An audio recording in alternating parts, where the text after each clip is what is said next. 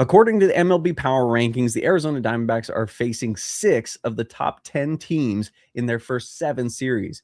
Will they show the world how great they can actually be, or are we using our difficult schedule as an excuse for what we know will be a disappointing season?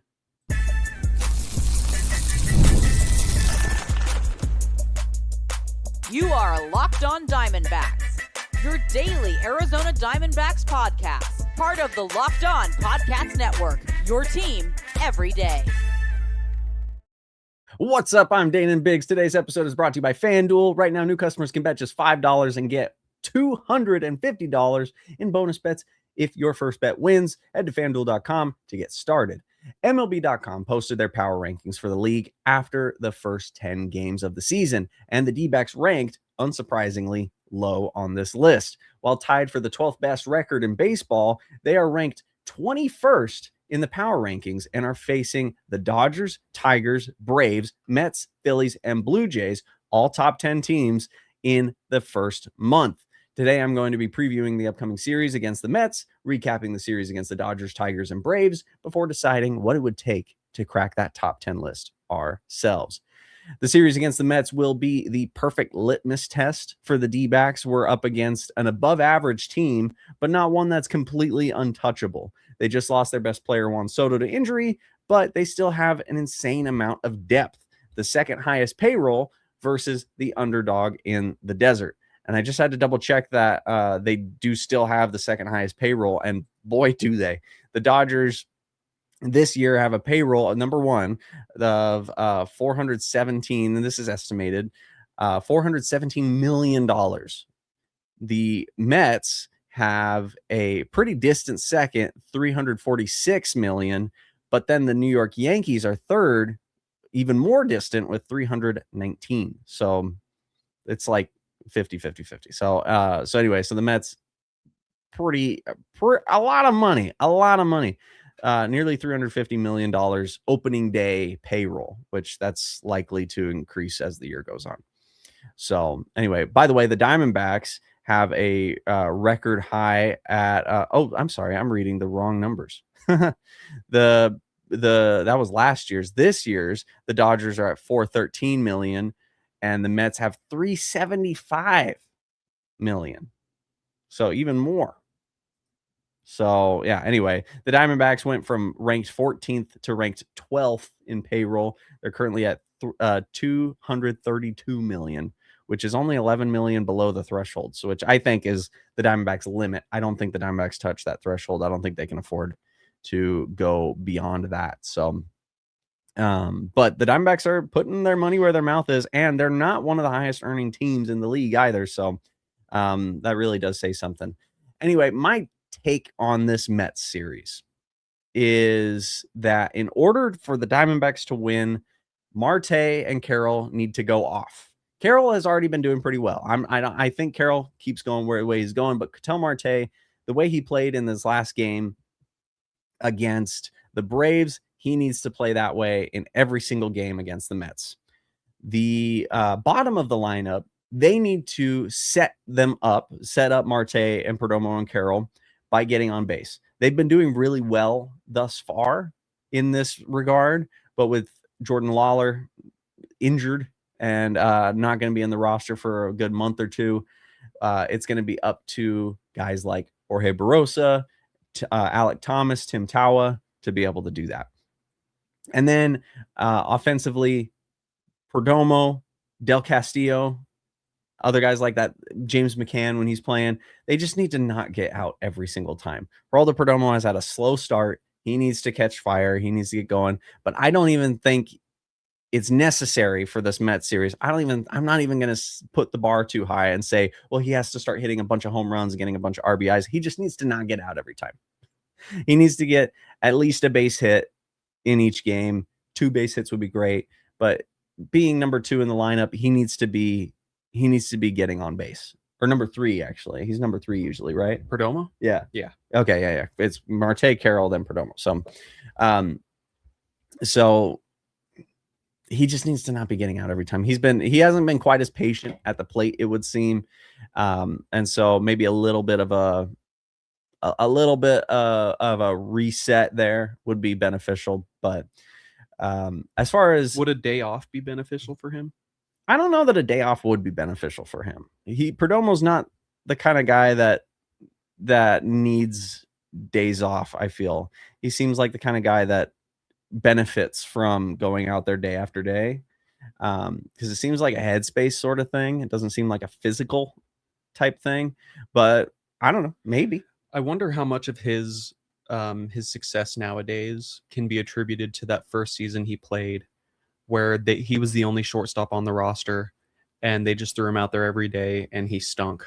Oh, totally. Yeah, they just had to put him out there. He had to fail a lot, get lots of looks, get lots of experience before he could really like come all out and make it big. But he was an all-star the year after. And then he was an all-star. So yeah, so I think that's the case. I think that's the case with a lot of guys like Barossa. I think he just needs the time and the experience. I kind of thought that about Thomas. We'll see. Hopefully, again, this season is his breakout season. He had a good start, good spring. He's kind of slowed down. Would love to see him pick it up in this Mets series. We'll need to if we want to win these games.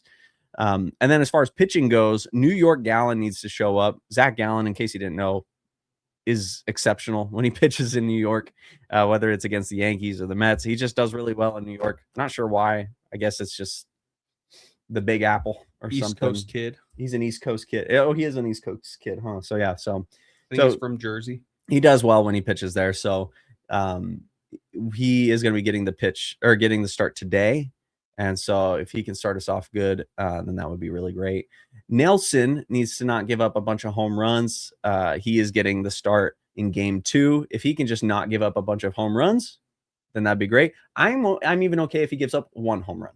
I just don't want him to give up 2 or more. So 1 home run from Nelson in game 2, I'll be okay.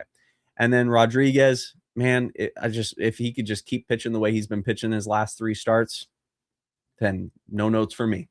He's doing great. If he doesn't pitch a shutout, are you going to scream? I won't scream, but I will go like this. I mean, so, and if you guys are just listening to that, I just pressed my face into my hand. But that's probably what I'll do. I'll be like, dang it. But if he only gives up 1 run, I'll be like, well, okay. But if he gets a loss or something, I'll be upset. But I won't scream. But game 1, it's Zach Gallen versus Freddie Peralta. Zach Gallen has already shown that he can go toe-to-toe with literally the best pitcher in baseball and come out on top. So that I don't think is going to be a big issue. Gallen does actually have a lower ERA, but Peralta has looked really, really good so far. Peralta's weakness is the long ball. So if the Diamondbacks, if Corbin Carroll, if Ketel Marte, Perdomo, Moreno, if these guys can show up with that power, I think this would be a great, and I'm going to call it right here. I think this would be a great series for Jorge Barossa to get his first home run. Barossa has a ton of power. He just needs to poke it over the fence and he just needs to put the bat on the ball more often, and he is going to get that home run. And so today would be a good day. Is he in the starting lineup today? Jorge Barossa? Yeah. He is. He is, right. Okay, cool. He is 9th. He's 9th. There we go. So a great 9 spot. We love our 9 spot here in Arizona. So I think today would be a great day for him to go off. And then against Ryan Nelson in game 2 is David Peterson. And then against Rodriguez in game 3 is Nolan McLean, who is a rookie. McLean. It's McLean. It's not McLean. No. Oh, dang it. I made a note phonetically, but I guess I didn't do that correctly. You did the other one. I did the other one. So anyway, but which McLean has been looking really good as well. So it's going to be an uphill battle. Like I mentioned earlier, Juan Soto is out for the next couple weeks. Nothing serious, but he will be out. And so that does help our case a little bit, but the Mets are a team made of depth. They got a ton of it. So it's not going to be easy, but the Diamondbacks have proven that they can go up against these guys and come out on top. So let's see how that goes. Now let's go ahead and talk about everything up to this point and see if the Diamondbacks really are deserving of that 21 spot in the power rankings or if they deserve to be just a little bit higher. I don't know. Let's see. And we'll see what you think. The NBA playoffs are here where every possession matters. Every matchup is magnified and every game can swing a series. And right now, FanDuel is giving new customers a great way to get in on the action. Here's what I like about it. You can bet just $5 and get $250 in bonus bets if your first bet wins. The app makes it super easy to follow the action with player stats, trends, and matchups all in one place. And during the playoffs, that extra insight really matters when you're looking at stars, role players, and key moments. It just makes the entire playoff experience more engaging from start to finish. Personalization, use of the website, you get to look at current lines and odds to personalize your audience. Head to FanDuel.com to get started. FanDuel, play your game. And we're back. And I wanted to say, as always, thank you so much for making Locked On Diamondbacks your first listen of the day. And don't forget to check out the Everydayer Club for ad-free episodes and access to group chat with me and other listeners of the show. Tap the link in the show notes or go to lockedondiamondbacks.supercast.com. The Diamondbacks season so far can be categorized into two different sections, in my opinion. You got good offensive games and bad offensive games. That's it. And when I say good, I don't mean great. I don't think we've really had a great offensive game yet. But my real hot take today is that our pitching has actually been pretty good and pretty reliable, with some exceptions, obviously. But on the whole, pitching is not our problem. So if we look really quick, we have 3 games against the Dodgers, 3 games against the Tigers, and 4 games against the Braves. That's our season so far. Our not good offensive games are game 1 against the Dodgers, where we lost to, I'm pulling it up here, where we lost against the Dodgers 2-8.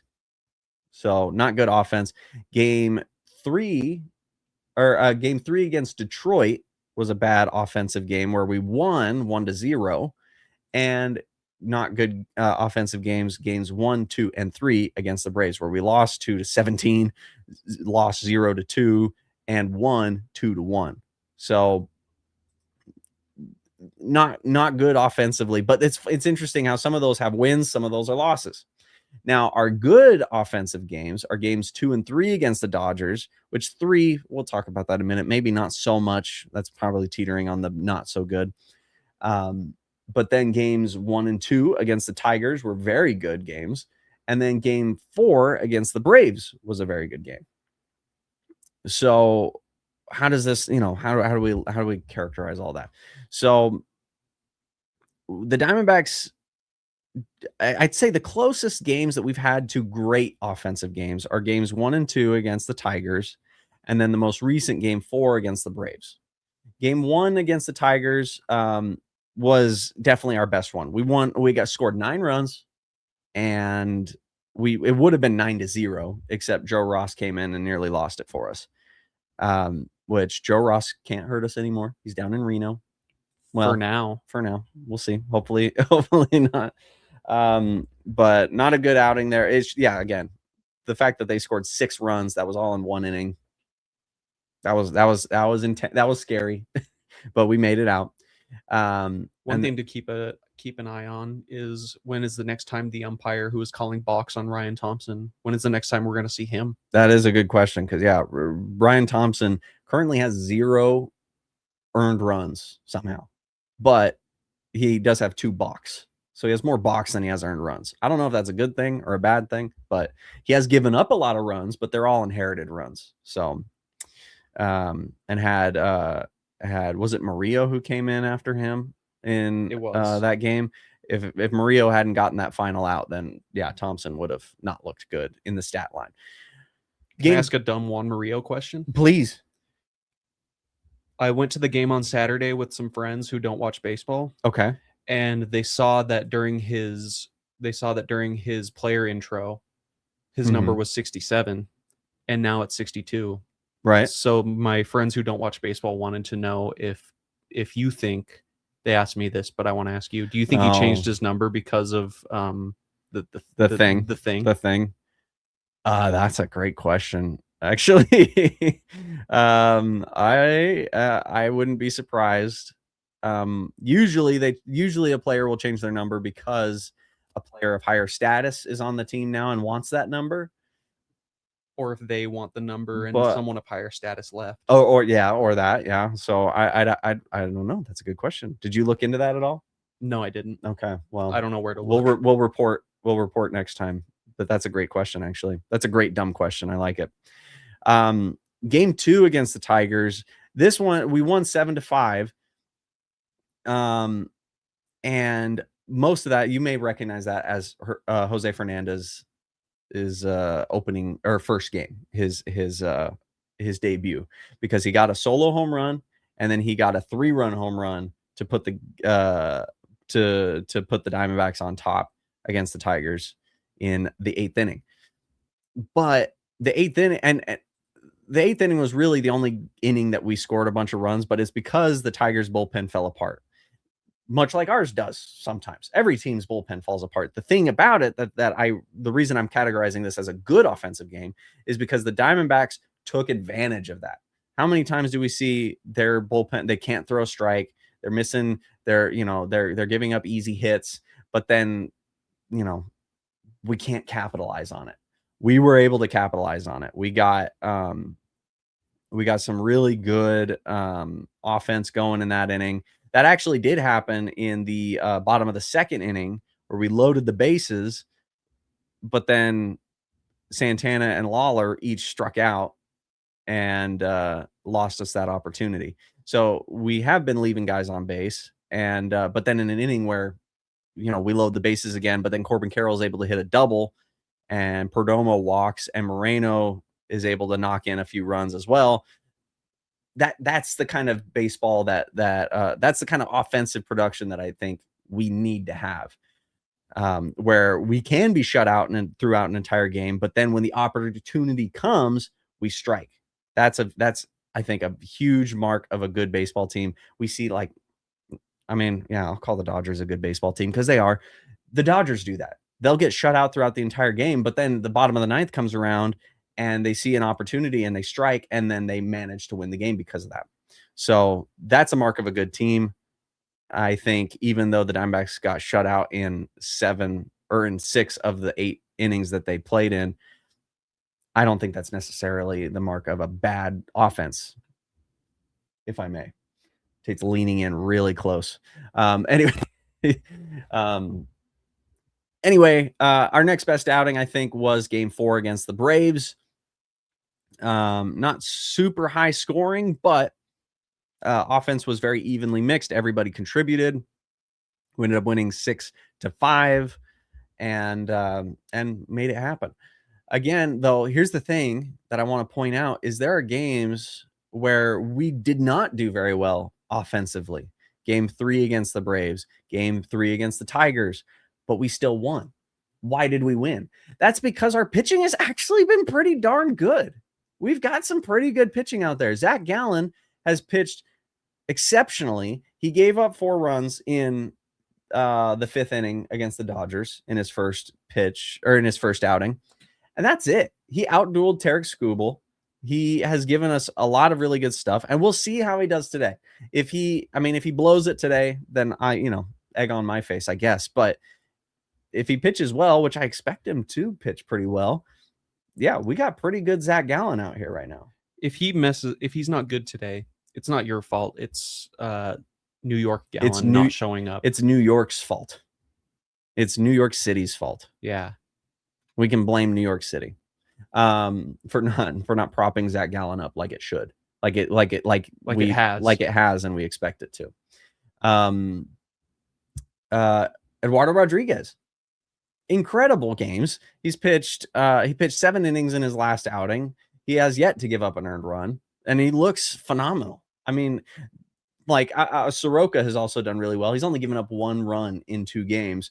Soroka, you watch, and he doesn't seem quite as dominant, but he's still getting it done. Eduardo Rodriguez looks dominant. He looks really, really good. So if that continues, we're in for a good season with Eduardo Rodriguez. Can you go into more detail about what makes him look dominant and what makes Soroka look less? Yeah. So the thing with Rodriguez is he is able to, it feels like he is able to he's able to avoid contact when he wants to. He's able to control, he's in control of the at bats. He's able to place the ball where he wants it. He's able to induce swing and misses, but then he's also able to induce really weak contact. He's able to get in and out of an inning really quickly, and he's able to go deep into games because of that. And that's what we saw in his outing against the Braves. That's what we saw in his outing against the Dodgers, right? That was against the Dodgers. It was. Yeah. And that's what we saw against his outing against Team USA. He has, in 3 games, his last 3 outings, he has pitched against some of the best teams in baseball and has looked incredible. They are not able to they're not able to barrel anything on him. They're not able to take advantage of mistakes. He just looks solid. Whereas Soroka also looks really good. Honestly, he does look very good. He pitched an immaculate inning, for crying out loud. Like he's been looking pretty good.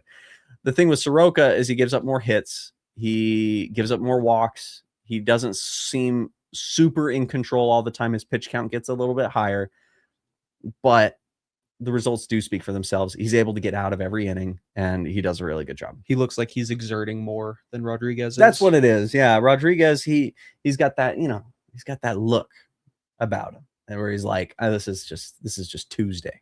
But with Soroka, he's kind of like, whew, oh man, I can't believe I got out of that one, But anyway, not so amazing pitching, I will say. Nelson and Fott, they look really good, except in each of their outings, they have one inning where they get blown up. I don't like, and it's bad too. The outing against the Braves for Nelson, he gave up, what was it, 5 runs in his last inning, something like that.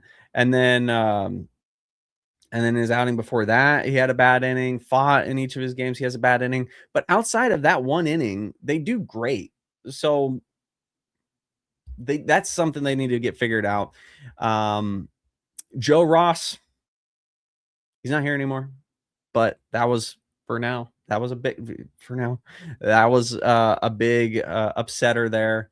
Taylor Clark, he gave up 4 runs against the Dodgers in his very first outing in one inning.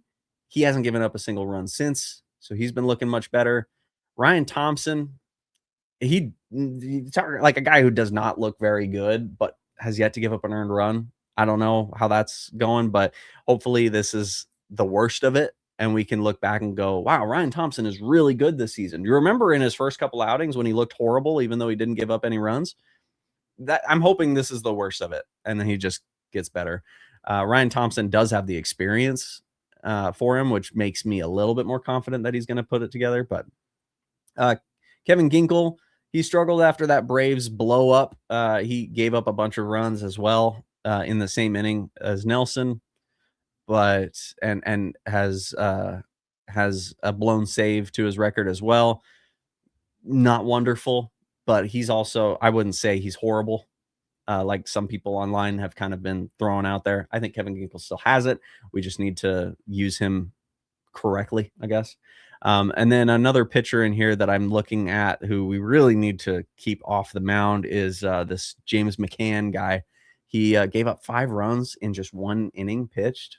Yeesh, not good. Not good for him. So let's maybe avoid using him as a pitcher. But anyway, I don't know. You get position players who go out there and they throw, like, they don't give up any runs. Not to keep comparing to the Dodgers, but Kike Hernandez is weirdly kind of good. Weirdly kind of good. Yeah. So anyway, all jokes aside, Paul Sewald, he's been looking really good. He gave up back-to-back solo home runs this series in game 2 against the Braves. Outside of that, he's looking really good. Even in that outing, he looked fine. Like, obviously a home run is a home run, a loss is a loss. That's not good, but he's been looking pretty good. Taylor Clark has been good since his first outing. Like I said, Loaisiga, he blew a save in his last game, gave up a handful of base hits that scored a run, but it is important to note he stayed in that inning, finished it, and didn't give up the lead. We were up by 1. He gave up 1 run and then got out of it. That is something I feel like in Arizona we're not used to. A pitcher blows a save and then they just get destroyed. They get rocked. Loaisiga, he gave up the lead, but he got out of it without giving up the lead. So, or without, giving them the lead. So that's not bad. And then outside of that, he's looked really good. So Loaisiga, Clark, Sewald, all looking really good. Juan Murillo, he did blow a save against the Dodgers, but has been excellent since. He's only given up, by the way, 2 hits. He gave up 1 hit in his first outing against the Dodgers in game 1, and he gave up a second hit against the Dodgers in game 2, which was a 2-run home run. He has given up a few walks as well. I think 2 walks as well, but that's it. He's looking really, really good so far to start things out. He's pitched in 6 games. I think he's pitched the most games out of all the D-backs so far in the bullpen. So I could confirm that, but I won't. Anyway, and then Hoffman, so far so good. Not very much action from him, but he has yet to give up a run. So I think we'll actually talk about this in the next segment, but I think the key with a lot of these guys in the bullpen is use them sparingly, not sparingly, but as needed. And you have your guys that you can always go to eat up innings. And Hoffman, if this might be that kind of guy where you're like, we need to eat up a couple innings and we can't give up any runs, put in Andrew Hoffman. So anyway, that might be the key there. But anyway, I want to talk about how the Diamondbacks can crack the top 10 list on this arbitrary list and what that's going to look like, what that needs to look like here over the next handful of series against these really good teams. So stick around. We're going to talk about that next.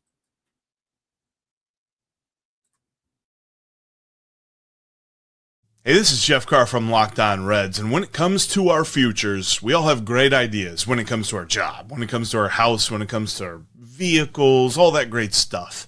But honestly, when it comes to securing that future, I don't know what I don't know. And when me and my wife sat down to figure out the life insurance thing, Ethos made everything simple. Everything's online, you have a quick and easy application process, and you find out exactly what you need for coverage all in one spot. Ethos makes everything so convenient when it comes to learning about your own life insurance, because insurance is something that is far beyond batting average or on-base percentage.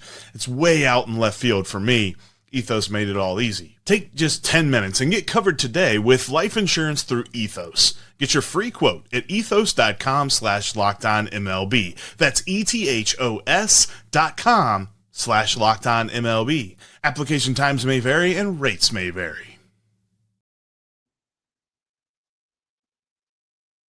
All right, we're going to talk about cracking the top 10 on this list. But first, we have breaking news, actually, as we're recording this. Apparently, Carlos Santana has been sent to the 10-day IL, and they have called up Luken Baker to take his spot on the 40-man roster or the 26-man roster to play at first base. But in order to do that, they have to free up one spot. And who did they free up? Did they DFA somebody? No. They moved Jordan Lawler from the 10-day IL to the 60-day IL. People on the 10-day IL, they do not get removed from the 40-man roster. You can't put them in. You can't replace them in the 40-man roster. But on the 60-day, they can. What does this mean? This means that at minimum, the Diamondbacks are going to have to wait 60 days before they can bring back Jordan Lawler, which we kind of knew it was going to be about 2 months. So it's not a huge surprise, but I think we were kind of hoping it was going to be closer to like 45 days. But now we know they're not going to be able to rush him back.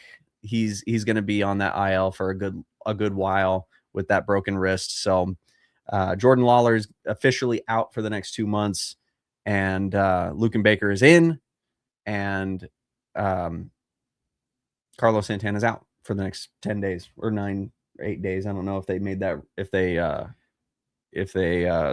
push that back to when it actually happened. I could see it being longer than that, though. Yeah. So either way, Luken Baker's up, and he'll be in for, I guess, if Jordan Lawler's off the 40-man roster, then even when Santana comes back, we still have that spot open. So Lukenbaker is on the 40-man, but yeah. that doesn't mean he'll stay in the majors. No, it doesn't mean he'll stay in the majors, but that 40-man roster is kind of the big one. So Lukenbaker, presumably for the next couple months, is on the 40-man roster. So there we go. Interesting stuff. Good for Lukenbaker. Good for Lukenbaker. Not so good for Jordan Lawler, but in all likelihood, it was going to be that anyway. So they're not going to rush him back, which is good. Let him recover. Let him get his power back.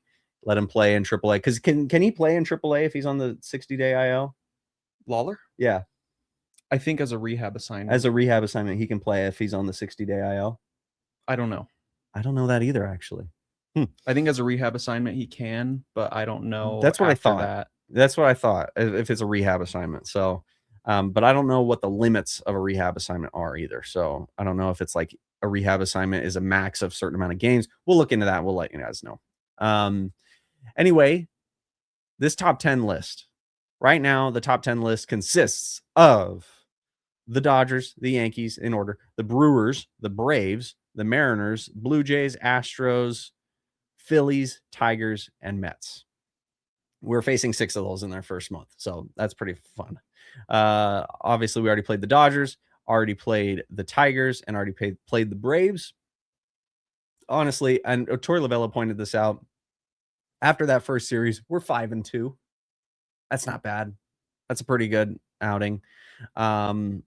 So if that's the way you want to think about it, that helps a lot. But we now have our series against the Mets. If we're able to win that series against the Mets, then we're looking a lot better.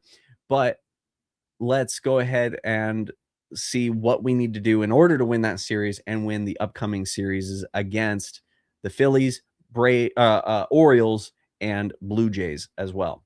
Now, on the pitching side, Gallen, Rodriguez, Soroka, no notes. Just keep doing what you're doing. You're great. Keep doing exactly that. Nelson and Fott. Now, with this one, I'm trying to avoid just win, like here's my note. Here's my hot take. Just win. Be good at baseball. Be good. Hit the ball. That's very reminiscent of like you're depressed. Well, have you tried just being happy? So that's not what I'm going to do, or try not to do at least. With Nelson and Fott, I think the key for them is they need to figure out how to make adjustments mid-inning. It feels like we know when they're about to go into a bad inning. They give up a hit, a walk, another hit. Okay, hold on. We need to pause, and we need to make an adjustment because this is about to be a 5-run inning, a very crooked number on the board. So what do we need to do? We need to, whether it's the catcher, Moreno or McCann, whether it's Kaplan or another member of the coaching staff, or whether it's just the pitcher themselves, they need to figure out, what am I doing right now that's not working? What have they caught on to? Am I tipping pitches, which is a theory that's been happening with them?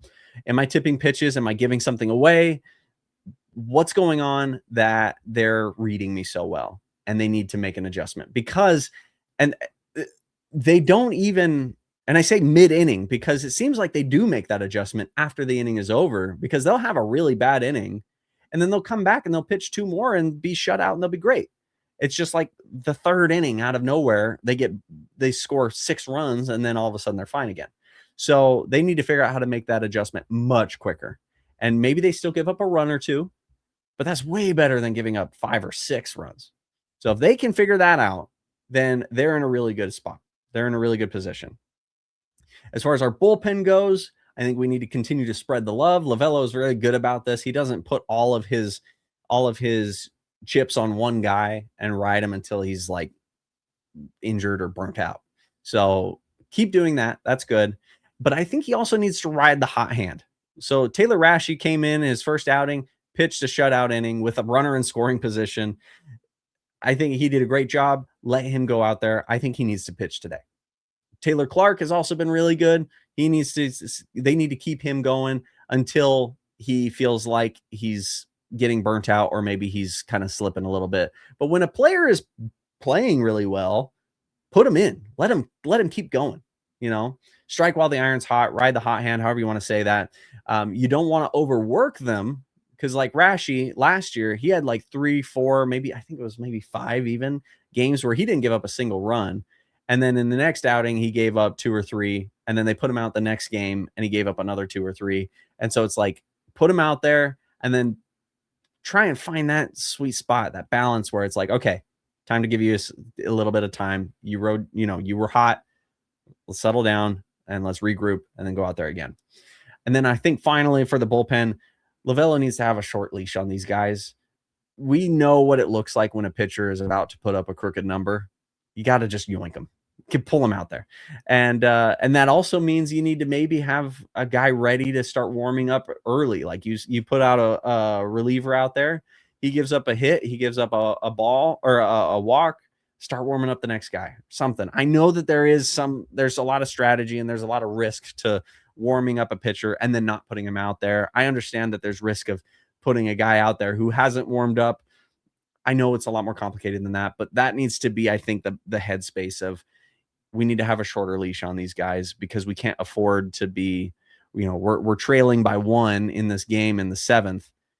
And then this guy gives up a run. Well, let's just leave him in and let him get through the inning. And then all of a sudden he gives up 4 or 5 runs and now the game's over. We had a chance and now we don't. So that needs to be, I think, something that goes into the strategy of these next handful of games. And then as far as hitting, it's fairly simple. Marte and Perdomo, they need to get hot. The Diamondbacks when they and Carroll are killing it, offense goes berserk. It goes nuts. So as long as if those 3 can be going, we're good. We do need to have a little bit more patience at the plate. I think we've been swinging at pitches that they look good, but they're early in the count. The pitcher hasn't had a chance to make a mistake yet. I think Perdomo's strength really lies in driving up that pitch count. And then the pitcher, he makes a mistake. He leaves one over the plate. And that's when he's able to turn on one, So a little bit more patience. And then with Lawler out for 2 months, the bottom of the lineup is going to need to continue to put guys on base. Lawler was doing really, really well at that. But now it's going to be up to guys like Thomas, Barossa, Tawa, etc., to put guys on base to set up Marte and Carroll and Perdomo. And then finally, they need to not be afraid to play small ball. And when I say that, I mean, if you're in a low scoring game and we haven't been able to produce very much offensively, but we get a leadoff walk or a leadoff base hit, a single or something like that, you need to be ready to steal a base. You need to be ready for a sac bunt, a sac fly, because if you think about it, it's a low scoring game. You need to squeeze out every single run you can. You get a leadoff walk, steal second, sac bunt gets him to third, and then a sac fly with 1 out scores the run. Obviously, I know that's all on paper and that's drawn out, but I think that needs to be the strategy in those types of games because we've been seeing ourselves in a lot of those games and the D-backs just aren't able to get anything. And then it ends up being a really close game anyway. So every run counts. And I think that's going to be a very important mindset for them to be in. Anyway, let me know what you think. The game is about to start here in a few hours. So I hope you're watching it with us. We're going to be watching and taking notes and everything. But leave your thoughts, your comments in the comment section of the YouTube videos. That's the best way to leave your thoughts with us. Be sure to follow us on X, Instagram, Facebook, and TikTok at Locked On Diamondbacks. We're on YouTube as well as every other place you get your podcasts. If you want to see more of me, you can find more of my YouTube channels and projects at my website, slackshack.tv. And if you never miss an episode, the Everydayer Club is built for you. Get Locked On Diamondbacks ad-free, plus members-only Discord access, and more. Head to lockedondiamondbacks.supercast.com to join the club. Thanks again, and I will see you tomorrow.